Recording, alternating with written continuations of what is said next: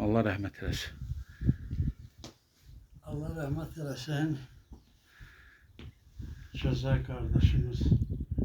Hemşe derdi ki Xaqani babanın, Nəsimi babanın sözlərindən danış.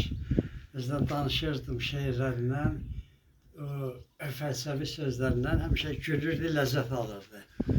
Allah rəhmət eləsin deyir. Bir dəvədən deyir, şikayətim vardı, fani dünyadan Adəm köçdü, getdi, yaşadı şeytan. Sən Adəm kimi də köçdün, Allah sənə qəni rəhmət eləsin.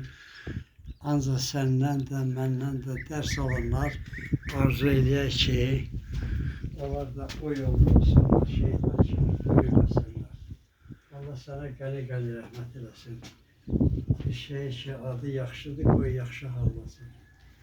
Öpürəm qardaşımın balalarını, əzizlərini, istəyənlərini. Allah rəhmət eləsin.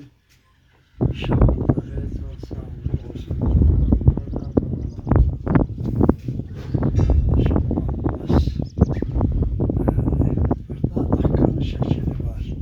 Allah rahmet eylesin.